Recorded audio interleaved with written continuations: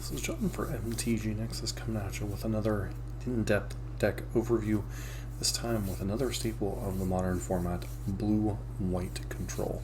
This is a deck that, much like decks like Burn, Amulet Titan, Tron, Jund, it's kind of been a staple of the format throughout the years, Affinity being another one. Its role in the format has changed over time, and the form that it takes now is currently quite different than it used to be. However, it's still a very powerful deck that sometimes sees play from time to time, although it was often overshadowed by Color Omnath kind of being the premier control mid-range deck in the format. So this is a blue-white deck that tries to utilize things like board sweepers and counter spells to take control of the game in the early turns, and then use things like powerful planeswalkers to close out the game in the mid to late game. It uses different forms of card advantage. Sometimes you'll see things like Jace the Mind Sculptor. This particular one has a combo of Narset Parter of Veils with Days Undoing. Basically, with Narset in play, your opponent can only draw one card per turn. Days Undoing says each player shuffles their hand in their graveyard in their library and then draws 7 cards. So basically, you get a fresh hand, your opponent gets 1 card if it happens to be on your turn. And if you happen to cast it with Teferi on their turn after they've already drawn, they get no cards. So that's one unique take on the deck that kind of currently exists. Beyond that, it's playing a lot of the other things, playing the card Counterspell. Some of their counterspells you'll see in some of the other variants, because this version has to make room for the combo that it's playing. You also get to play things like Solitude and Subtlety to interact with your opponent. It's creatures, which were problematic before when you only had things like Path to Exile as your main form of interaction. Now you use things like Otherworldly Light, exile a target creature, artifact, or enchant with mana value X or less. Much like Solitude, you can pitch cards to cheapen the cost of this. Solitude, obviously, you can just cast for 5 mana, or exile a white card and get the effect to exile a creature. Prismatic Ending allows you to pay mana into it to exile any non-land permanent. Basically, you're using this in conjunction with some of these other lands, like you'll see a Raga and Triome, or sometimes other dual lands or tri-lands in these, just to make Prismatic Ending a slightly better card. And then Chalice of the Void, this is kind of for a softness point in the deck. You basically get to attack certain decks, either with 0 or 1 mana plays that you don't really play a lot of yourself. So you get to attack like the Cascade decks in the main deck with Chalice of the Void, while also having a nice thing against decks that play a bunch of 1-drops, decks like Burn and such, to be able to counter some portion of their deck. And then Teferi Time Raveler, this is kind of a format staple in anything that's playing blue and white, but mostly notably in the 4-color variants. This once again interacts with the Cascade decks, but also allows you to bounce problematic permanents, makes opposing counterspells kind of useless, and all around is just a very annoying thing to play against, especially if you're another control deck or a deck like Murktide relying on counterspells. Land base, with only being 2 colors, you do get to run some unique lands like Hull of the Storm Giants as a way to close out games. Field of Ruin, interact with problematic lands like Urza's Saga or Tron lands. Castle Vantress to get a little bit of scrying advantage. And then, Otawaro as a way to interact with your opponent's stuff. Beyond that, the sideboard, you are playing Kahira. Most of these versions lately are playing Kahira rather than Yorion, as they value consistency over the extra power of the 80 card variants. Rest in Peace for any type of graveyard nonsense, also pretty good against Murktide, because it's decent against Living End and Reanimator. Supreme Verdict when you need a little bit more against creature-based decks. Summary Dismissal allows you to exile all their spells or counter all abilities on the stack. Very good against various different things. Can be good against problematic things like Planeswalker Ultimates. Can be good against any type of Eldrazi nonsense out of Tron. I'm sure there are other situations I'm not thinking of where this comes up, and maybe there's a specific reason in the sideboard. This is a very powerful utility spell that allows you to exile all spells and abilities that are currently on the stack. Mystical Dispute for any type of blue mirrors, whether it be Murktide or 4-color control or the control mirror. Dovin's Veto for anything like combo and such, or good against Burn and such, where you're interacting with any non-creature spells. Dress Down, obviously very good against the Urza Saga tokens, and shuts off a bunch of different creatures, whether it be elementals and such. Ether Gusts here quite nice against anything blue or red or green base, so decks like Burn, Amulet Titan, Tron, and then Stony Silence, very good against any type of It's okay against Hammer Time, shutting down their activated abilities, but it does not shut down Sigarda's Aid, and also pretty good against the affinity-based lists. And, kind of a card that you'll see pop up every now and again when any type of artifact decks are expected in the format. So this version is a little bit more of the type you expect to play against in the format rather than the combo version that we just covered. And that is the kind of blue-white splashing Fire Ice, and then having access to a third color for Prismatic Ending. So you'll see Sparta's headquarters down here. The Bant land is basically only for the copies of Prismatic Ending being able to get up to 4 to deal with really annoying things, like Omnath and stuff. Being able to exile that can be important sometimes. Beyond that, you're seeing Dovin's Veto and Counterspell in the main deck. You're also seeing Archmage's Charm. So you're seeing a whole bunch of different modal counterspells. Obviously, Archmage's Charm can be a card advantage spell or steal important things like an Urza Saga token or something from your opponent. Fire Ice allows you to interact with your opponent in 2 different ways. Fire obviously allows you to deal with problematic things like Ragavan and stuff while potentially killing something else, like maybe a Dragon Rage's Chandler. Ice allows you to tap down your opponent's mana, maybe disrupting their mana flow, especially if they're like a Cascade deck or a Tron deck in the early turns. And then Subtlety allows you to interact with your opponent's creatures and planeswalkers in the stack. Memory Deluge, another card advantage spell. Solitude, obviously one of the more powerful cards in the deck out of Modern Horizons 2. Then Teferi Hero Dominator, along with Memory Deluge, is kind of your card value engines of choice. And obviously Prismatic Ending is in their ways to deal with a lot of problematic things.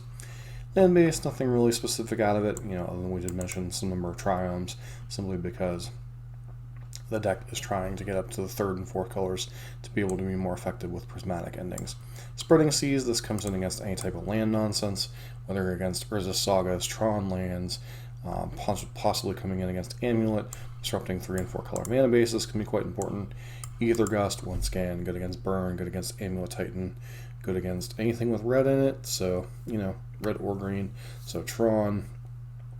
Although, once again, it's not as good with Tron, but it disrupts these decks like Amulet and stuff that sometimes are trying to get around these counter spells with things like Caverns of Souls and stuff. Rest in Peace, they obviously did not want to lose to Murktide or Living End, and then Supreme Verdicts, because there was none in the main, and you need to be able to interact with creature decks if they're trying to overwhelm you, that your 1-for-1 removal just isn't good enough against. Once again, this is more of a hard control deck. You're not seeing things like Subtlety and stuff in it, but you are seeing Supreme Verdict, you are seeing the Archmage's Charm, you're seeing counterspells. One notable piece of tech in this deck is the 2 copies of Dress Down in the main. Obviously very good against Urza Saga tokens and a bunch of other things. Teferi, disrupting what your opponent's doing. Supreme Verdict, another new addition to the deck that pops up in a lot of different builds, is the Wandering Emperor. This is a way to close out the game while also being another flash threat, so your opponent doesn't know what you're holding up mana for. If you're holding it for a Memory Deluge, a Settle the Wreckage, some type of counter spell, this card plays quite nicely with the strategy overall. And then obviously Teferi allows you to get some card advantage. Prismatic Ending we've already covered. Chalice we've already kind of covered. Land base, once again, you'll see the occasional Triumph and Steam Vents. Even though they're not playing Fire Ice in this list, you do want to be able to get the Prismatic Ending up to 3 at least.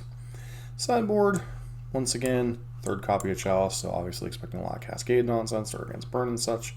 Spreading Seas, pretty good, decent overall against attacking lands, as we've already discovered. And then Summary Dismissal, this is another one that keeps coming up. There's got to be a specific reason, like triggers or something, this is really trying to attack. And they keep seeing 1 copy of it now. Obviously a deck like Blue-White Control is going to see a lot of cards, so these kind of effects are very powerful just to have as a one-of, but it is rather mana-intensive for a format like Modern. Subtlety keeps popping up. Obviously, problematic planeswalkers like Teferi kind of shut down your deck in a lot of regards.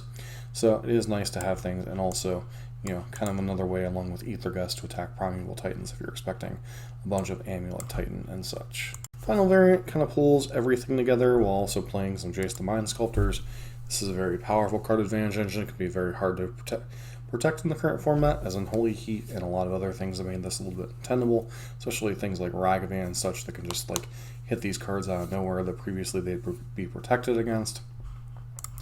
Rest in Peace in the main deck, saying a lot about what you expect in the meta. Obviously, you're expecting Murktide or Living in quite a bit of numbers, maybe even a Reanimator variance, as some of the Archon decks have a backup Reanimator plan. And then, while these other cards we've already kind of covered, Chalice in the main. Shark Typhoon is an interesting one. It can be both an instant speed threat, and if you happen to cast this in the mid to late game, this can just produce a bunch of threats and close out the game very quickly. Land-based, you're not seeing anything too particular noticeable here, although you are seeing Castle Evangelist. 2 copies here, and then 1 copy as Celestial Colonnade as another man land along with Hull of the Storm Giants. This used to be the primary way blue-white closed out the game, besides just boring your opponents to death. And then, you're obviously seeing Kahira here, and then most of these other cards, other than Celestial Purge, we've already kind of seen and talked about. Celestial Purge, quite good, 1 scan against red or black permanents.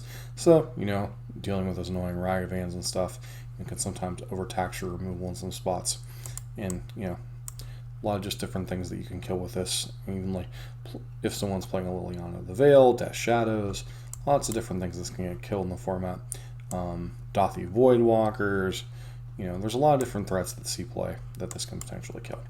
So where is Blue-White's place in the meta? Blue-White is a deck that has always performed well when it's trying to attack the format in a specific way. It's never been a tier 1 deck for an extended period of time unless there's only like 2 or 3 decks that's attacking.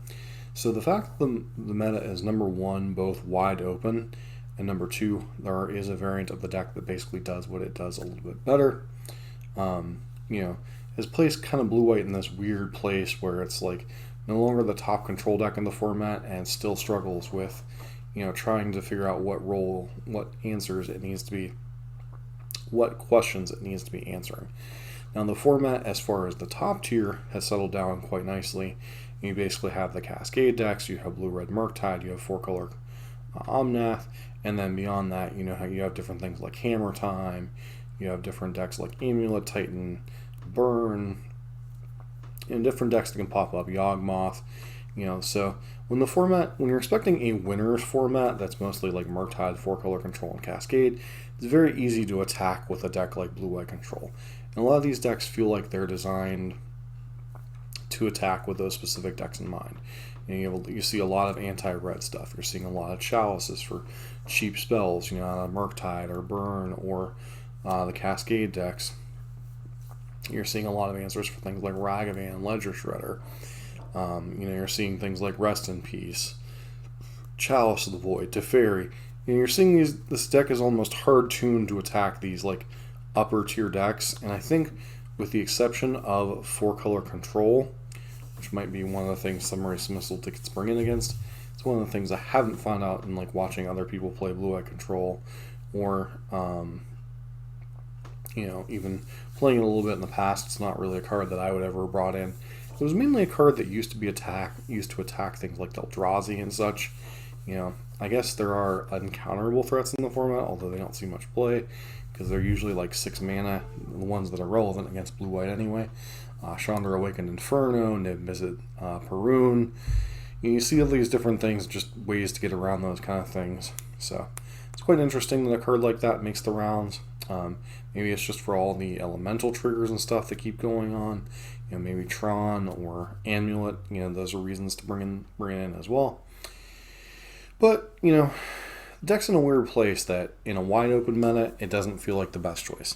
You're not playing a Murktide, you're not playing a 4-color Omnath, which are kind of the best counterspell decks or the best control-like decks in the format. But in a meta where you're hard targeting things, you can do quite well with a deck like this. So, in the fact that for once it's not the hunted control deck, that happens to be the 4-color control.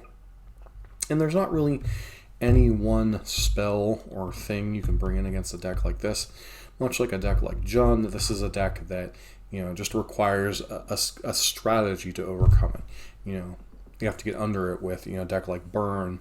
You have to get around its counter spells, some type of counter play if you happen to be playing a Cascade deck. You have to tempo them out with counter spells and threats if you're Murktide, or you have to like overpower them with a deck like Tron, or if you're a deck like Amulet, and you have to have counter assaults. And a lot of times they just have counter plays to what you're playing.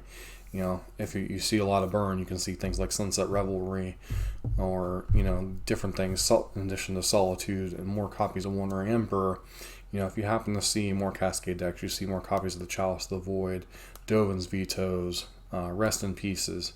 The deck has a lot of flexibility of what it's answering, but when you narrow what it needs to answer, the deck tends to get a lot better. Now, 4-color control, or 4-color Omnath, I suspect is kind of a difficult matchup depending on the variant of it. You have things like run in 6, which can be difficult to answer. You have Teferi, which requires an answer immediately. The more value a deck generates and the more things that need answered, the more this deck can struggle sometimes. It struggles with sticky threats. It struggles with things that can attack it from multiple angles. But when it can, like I said, when it can answer the questions asked of it very quickly, it can do quite well. And it's a deck that historically can rise to tier 1, but usually not for an extended period of time, simply because if it becomes the top deck, then the wide range of decks that can attack it kind of come out to play, and the format opens back up again. But that said, it is a deck you need to be aware of. A deck you should be familiar with the builds of. If you want to attack it, you want things that make things uncounterable, you want to get under it, or just go over the top of it. This isn't a deck that generally you can go toe-to-toe with, although mid-range decks historically have relied on like discard spells, thought seizes, planeswalkers, creatures. By proposing a myriad of questions, sometimes blue-white doesn't have the tools to answer everything. Now with some of the more recent tools like Prismatic Ending and March of Otherworldly Light, as well as Solitude, it has a wide variety of answers, as well as getting the actual card counterspell, as opposed to having to play things like Mana Leak. Its answers have improved, but also the format around it has improved dramatically. So much like decks like Tron, Burn, Affinity, you have to kind of to pick your spots where this deck is good. So it's kind of my take on blue-white control, and it is a deck that is near and dear to a lot of people's hearts, and a lot of people despise playing against it because it is a deck that can take some amount of time to win games, especially if you're not running things like the Wandering Emperor and you're trying to rely on either man lands or planeswalkers or just solitudes to kind of win the game. But it does win a wide variety of threats. Most of them run Kahira these days, so you do at least have at least one condition in the sideboard that you have access to in game 1, and then beyond that, it's just kind of having the right sideboard cards to fix the matchups that you struggle against, and slanting your main deck the right way for the meta. This is definitely one of the thinking men's decks, thinking women's decks, and really it's a deck that rewards knowing the format and understanding what threats need answered and what threats you can let through, and then answer some other way down the line. So as always, this has been John for MTG Nexus with your deck overview. I hope to see you in the next video. Let me know what deck you might like to see next.